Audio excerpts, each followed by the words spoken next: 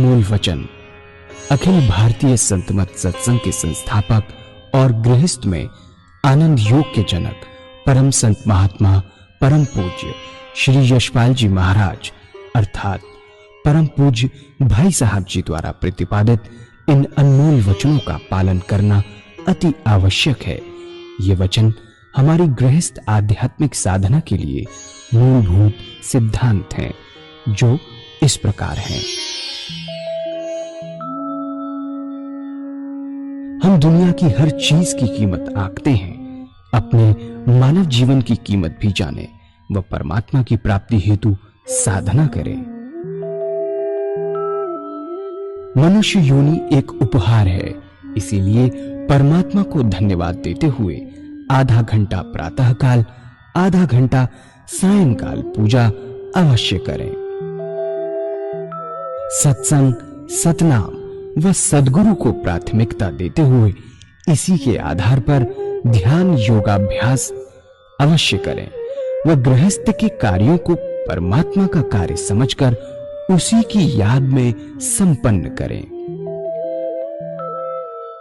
हर समय ये ध्यान रहे कि गुरु कृपा द्वारा परमात्मा की पवित्र सत्ता का हमारी आत्मा में वास है, अतः मन में निरंतर अपने इष्ट देव का जाप करें। मान सम्मान की इच्छा ना करें व अपमान से दुखी ना हो। परमात्मा के अतिरिक्त किसी और का भय ना करें। दूसरों की बुराई न करें, न सुने, सत्य व मधुर बोलें, अश्लील शब्द मुंह से ना निकालें, सभी से नम्रतापूर्ण व सुंदर व्यवहार करें। धर्म पत्नी के अतिरिक्त अपने से बड़ी से माता जैसा, बराबर की से बहन जैसा व छोटी से पुत्री जैसा व्यवहार करें। सांसारिक जीवन यापन की आवश्यकताएं अंतहीन है, इसलिए अधिक से अधिक समय सत्संग में व धन परोपकार में खर्च करें। याद रखें, न स्त्री माया है, न धन दौलत, न ही परिवार। माया वह है जो हृदय को परमात्मा से दूर हटा दे। अतः निरंतर सत्संग और सद्गुरु की शरण में रहने का प्रयास करें। भोजन अपने इष्ट को अर्पण कर प्रसाद रूप में परमात्मा की याद में करें। रात्रि में सोने से पहले अच्छे बुरे कार्यों का आत्मनिरीक्षण कर उसका समुचित पश्चाताप करते हुए ध्यान करें व प्रभु की गहरी याद में ही विश्राम करें। परमात्मा तू ही है, तेरी इच्छा पूर्ण हो।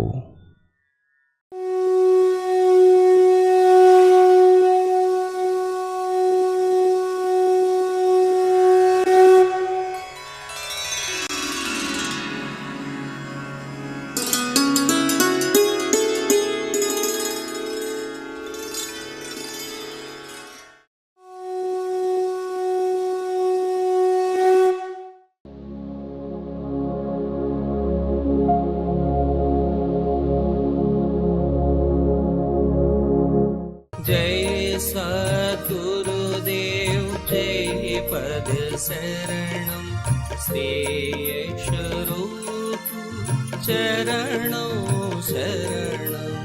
जय सद्गुरुदेव जय पद शरणम श्रेयस्वरूप चरणों शरणम। तीसरी बात क्या है कि इन संतों ने बड़ा भारी जोर दिया स्वादेंद्रिय निग्रह पर। जब तक स्वाद पे कंट्रोल नहीं होता तब तक आत्मा की सारी इंद्रियों पे कंट्रोल नहीं हो पाता। और स्वाद पर कंट्रोल करने का बड़ा सब सुंदर तरीका संतों ने बताया। बहुत से महात्मा बहुत कष्ट उठाते हैं स्वाद पर कंट्रोल करने के लिए। कोई फीका खाता है तो कोई मीठा छोड़ता है, तो कोई सारी चीजें मिलाकर खाते हैं, बड़ा तप और तपस्या करते हैं। कोई कोई महात्मा तो घास घोट कर पीते हैं। हमारे सदगुरुओं ने बड़ा रैशनल तरीका बताया कि आप परमात्मा की याद में भोजन कीजिए, स्वतः ही स्वादेंद्रिय निग्रह हो जाएगा, स्वादों से आप ऊपर उठ जाएंगे। अब आपके पूजा के 2 घंटे हो गए, आधा घंटा सुबह पूजा का, आधा घंटा सायंकाल पूजा, आधा घंटा दोपहर भोजन और आधा घंटा रात्रि भोजन। 2 घंटे परमात्मा की याद, 22 घंटे दुनिया का काम। अब क्या है, ये देखा गया कि आपके पास और कोई समय ऐसा है जो खाली है, जिसमें अपने इष्ट की, अपने परमात्मा की याद अपना बनाया जा सकता है। सबसे बड़ी बात यह है, अब तक अपना नहीं है।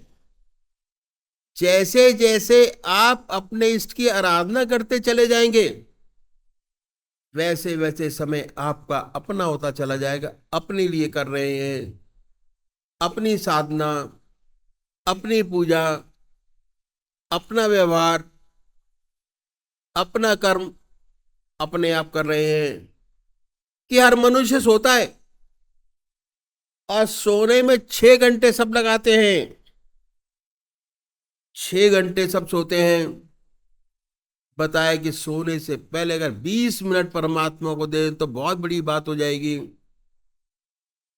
ज्यादा समय नहीं, 20 मिनट, विहार की शुद्धि हो जाएगी। भगवान श्री कृष्ण ने विहार की शुद्धि पर बड़ा जोर दिया। कैसे होगी इसका तरीका इन संतों ने बड़ा सुंदर बताया। जब दुनिया के सारे काम समाप्त हो जाए, अपनी चारपाई पे बैठिए, आसन लगाने की जरूरत नहीं, और बैठकर 2 काम कीजिए। पहला आत्मनिरीक्षण कैसे करें, अपनी आत्मा से पूछिए कि अगर आज आपसे कोई अच्छा काम बना क्या, ऐसा काम जिससे किसी दूसरे की आत्मा को प्रसन्नता हुई हो। अगर ऐसा कोई परोपकार का काम आपसे बना है तो उसे भगवान के अर्पण कर दीजिए कि हे प्रभु, आपकी दया कृपा से बना। इस सेवक में कहां शक्ति है कि ऐसा कोई काम बने। आपने अवसर प्रदान किया और हो गया। इस अच्छाई को भगवान के अर्पण कर दीजिए और मेंटेन डायरी। जैसे सांसारिक कामों के लिए आप डायरी मेंटेन करते हैं, पल पल की चीजें उसमें लिखते हैं, उसी प्रकार परमात्मा को पाने के लिए भी डायरी मेंटेन करिए। डायरी का ऊपर वाला पोर्शन जिस पर डेट लिखी होती है,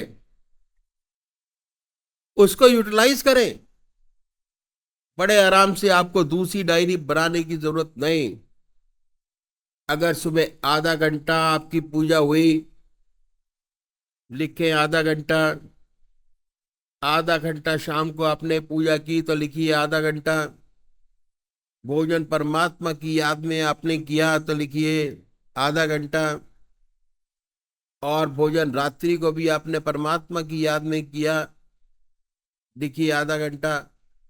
और अगर परमात्मा की याद में सोए, सुबह उठे तो उन्हीं की याद रही, फिर लिखिए 6 घंटे। 24/8 रोज अपनी प्रोग्रेस को, जैसे बिजनेस में आप करते हैं, जैसे बिजनेस के सारे काम करते हैं, ऑफिस की फाइलें हमेशा रिव्यू करते हैं, अपनी पेंडिंग चीजें रिव्यू करते हैं, अपना फाइनेंस रिव्यू करते हैं, अपना बिजनेस रिव्यू करते हैं, उसी प्रकार इसको भी रिव्यू करना बहुत जरूरी है। अगर आप वाकई में परमात्मा के इच्छुक हैं, परमात्मा के रास्ते पे चलने के लिए, अपने जीवन को सफल बनाने के लिए, उसमें भी ये बहुत जरूरी है कि हर क्षण, हर पल, हर समय अपने विचारों को रिव्यू कीजिए, अपने कार्यकलापों को रिव्यू कीजिए, आत्मनिरीक्षण कीजिए कि कैसे करें ऐसा काम जिससे किसी दूसरे की आत्मा प्रसन्न होती हो। अगर ऐसा कोई परोपकार का काम आपने किया है, उसे भगवान के अर्पण कर दीजिए, अपने इष्ट देव के, कि हे प्रभु, आपकी दया कृपा से बना आपको अर्पण है। इस सेवक में कहाँ शक्ति है कि इससे कोई अच्छा काम बनता। आपने अवसर प्रदान किया और मैंने अपनी सेवाएं उसको दे दी। इस अच्छाई को भगवान के अर्पण कर दीजिए कि आपकी दया कृपा से हुआ, आपको अर्पण है। फिर सोचिए कि आप में कोई कमी तो नहीं है, कोई खराबी तो नहीं है। अपनी आत्मा से पूछिए कि इसके लिए किसी गुरु की आवश्यकता नहीं है। आपकी आत्मा सबसे बड़ा गाइड है, सबसे बड़ा गुरु है। अगर आपकी आत्मा कहती है कि नहीं है तो बड़ी अच्छी बात है। अगर कहती है कि झूठ है, कपट है, अपनी जिंदगी में काम है, क्रोध है, लोभ है, मोह है, अहंकार है, अगर ऐसी कोई चीज नजर आती है तो इसके लिए प्रायश्चित करना बड़ा आवश्यक है। और हम भगवान के सामने प्रायश्चित करें कि हे परमात्मा, इन कमियों से मुक्ति करे। प्रार्थना बहुत बड़ी चीज है। परमात्मा के सामने अगर ऐसा करते हैं तो भगवान हमारी आत्मा को बहुत ऊंचा उठाता चला जाता है। और प्रार्थना करने का सबसे अच्छा तरीका क्या है कि अपनी आत्मा से पूछिए, छोटी छोटी बातें जो हो जाती है उन्हें पकड़े आदतवश। जैसे गप लड़ाने की आदत पड़ी हुई है, उसमें झूठ बोल जाते हैं, इससे तो कोई फायदा नहीं, झूठ तो झूठ है। बिना मतलब झूठ क्यों बोले। अगर आपकी आत्मा कुड़ती है तो ऐसी छोटी छोटी बातों को पकड़िए, परमात्मा से प्रार्थना कीजिए कि हे प्रभु, हमें ऐसी शक्ति प्रदान करो कि कल से ये छोटी सी खराबी ना हो। परमात्मा से वायदा कीजिए और अगले रोज से उस छोटे से दुर्गुण को छोड़ दीजिए। अगर आप छोड़ते चले जाएंगे तो आपकी इच्छा शक्ति बढ़ती चली जाएगी। धीरे धीरे बड़ी बड़ी कमियां, खराबियां जो आप में है, जिन्हें सोचते हैं कि ना जा पाएंगी, वो भी छूटती नजर आएंगी। उनमें भी परिवर्तन होता नजर आएगा, वह भी छूटती चली जाएंगी। शर्त यह है कि जिस बात का भगवान से वादा करें उसे पूरा अवश्य करें। अगर वायदा करके पूरा न करेंगे तो आपकी इच्छा शक्ति घटेगी। न करना चाहे, लेकिन वायदा करके पूरा न करना खराब है। जो वायदा करें पूरा करें, इच्छा शक्ति बढ़ती चली जाएगी। बहुत सुंदर होता है। जब तक परिवर्तन नजर नहीं आएगा तब तक आपका सुंदर इंप्रेशन जगत में बन नहीं सकता। उसको बनाने के लिए बहुत जरूरी है कि परमात्मा के चरणों में जैसे जैसे बढ़ते चले जाएंगे, आपका मन शुद्ध होता चला जाएगा। ये वो तरीका है आत्मा को स्ट्रांग करने का, विल पावर स्ट्रांग करने का। और जिंदगी के अंदर अगर कुछ है तो सिर्फ विल पावर ही है जिससे हम लोग चलते हैं, और कुछ नहीं उसके अलावा। तो जैसे जैसे आपकी परेशानियां कम होती चली जाएंगी, मन के विचार, कोई भी इंसान ऐसा नहीं है जो पूरी जिंदगी में 2000 2500 विचारों को लेकर घूमता हो। जो जरूरी विचार है वो अपने पास होने चाहिए, जो जरूरी विचार नहीं है वो अपनी जिंदगी से निकालिए।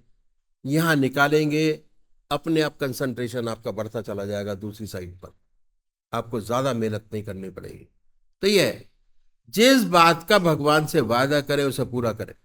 इसलिए छोटी छोटी बातों को पकड़कर आप छोड़ते चले जाएंगे तो बड़ी बड़ी चीजें जो हमारे अंदर हैं, खराबियां हैं, परमात्मा के रास्ते में सबसे बड़ी बात यह है कि बहुत आनंद है, हर चीज में आनंद है।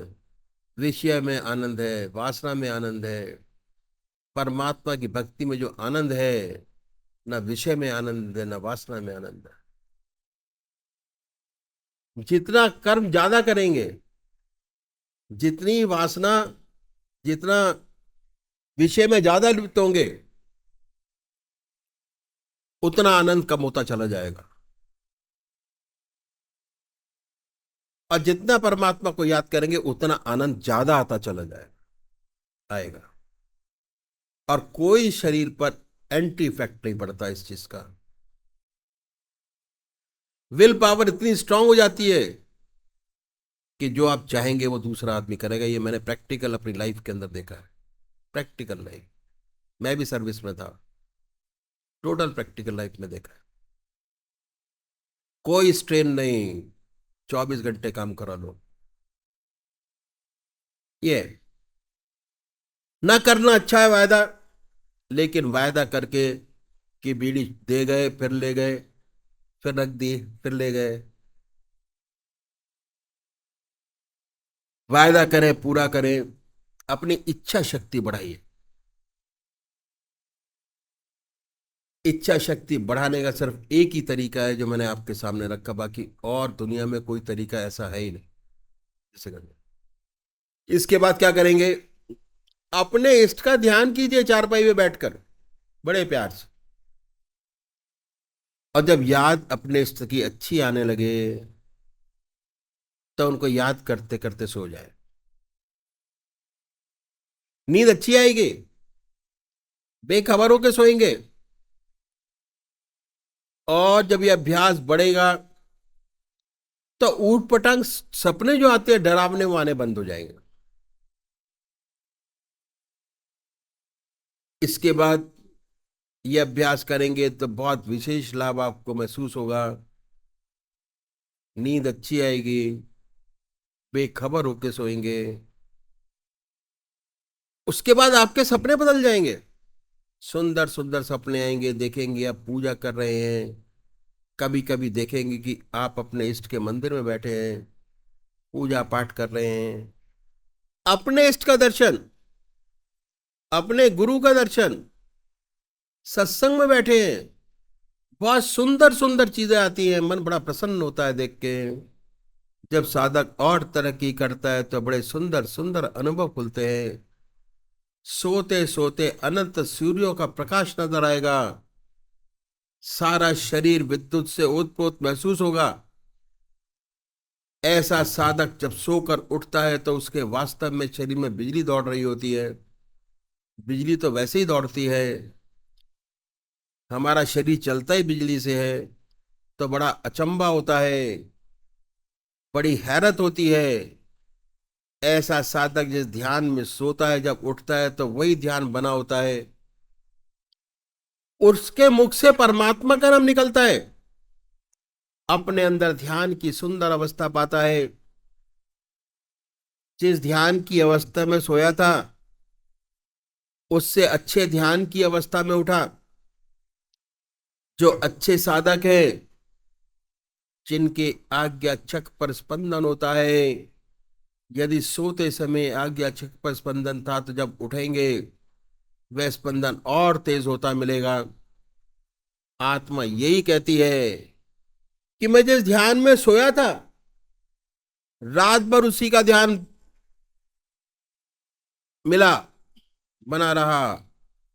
अब 6 घंटे सोने के भाई प्रैक्टिस पूजा में बदल जाते हैं।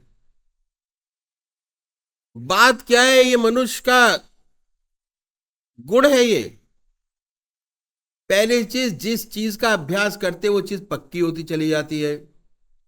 चाहे अपनी अच्छी चीज का अभ्यास किया हो, किसी भी चीज का अभ्यास किया हो, आपके लिए अच्छा या बुरा है, अगर आपने अभ्यास कर लिया तो उसको छोड़ने में बड़ी दिक्कत आती है। तो क्या है, जिस ध्यान में सोया था, अब क्या है, अच्छे ध्यान की अवस्था में जो अच्छे साधक है, जिनके आज्ञा चक्र पर स्पंदन होता है, अगर सोते समय आज्ञा चक्र पर स्पंदन था, जब उठेंगे तो स्पंदन और तेज होता मिलेगा। आत्मा यही कहती है कि मैं जिस ध्यान में सोया था, रात भर उसी का ध्यान बना रहा। 6 घंटे सोने के वास्तव में पूजा में बदल जाते हैं। मन का विशेष गुण है। मन जिन विचारों में डूबकर सोता है, रात भर उन्हीं विचारों में पड़ा रहता है। बात क्या है कि मन का एक विशेष गुण मैंने आपके सामने रखा। हम लोग गृहस्थी है, कभी कोई मुसीबत आ पड़ी तो सोने से पहले उस मुसीबत की चिंता होती है, उसी चिंता में सो जाते हैं, रात भर नींद नहीं आती। अगर आ गई तो मुसीबत की चिंता होती है। एक बच्चा है, माँ का दूध पीते पीते सो जाता है तो रात भर चप चप करता रहता है। ये मन का विशेष गुण है कि मन जिन विचारों में डूब कर सोता है, उन्हीं विचारों में पड़ा रहता है। अगर आप ईश्वर की याद में सोएंगे, परमात्मा की प्रार्थना करके सोएंगे, तो आपका ध्यान बना होगा और 6 घंटे सोने के वास्तव में पूजा में बदल जाएंगे। विहार की श्रुति यही है जिस पर भगवान श्री कृष्ण ने बड़ा भारी जोर दिया। विहार शैया योगक्षेम का क्षेत्र है जहां साधक को सच्ची प्रगति मिलती है। ये तरीका इन संतों ने बताया कि कैसे सच्चा विहार हमसे बने। इस तरह आधा घंटा सुबह पूजा, आधा घंटा सायंकाल पूजा, आधा घंटा दोपहर भोजन, आधा घंटा रात्रि भोजन और 6 घंटे सोने के। हर व्यक्ति चाहे कितना ही व्यस्त क्यों न हो अपने जीवन में, 24 में से 8 घंटे अपने बना सकता है और दुनिया के सारा समय आपके पास मौजूद है। उसमें एक भी सेकंड नहीं लिया गया। सारा समय संसार के व्यवहार का, ये जो समय था तो वेस्ट जा रहा था सारा, जो हमने यूटिलाइज किया व्यवसाय का, आपके पास मौजूद है। ये साधन का पहला स्टेप, पहली सीढ़ी। परमात्मा तू ही है, तेरी इच्छा पूर्ण हो।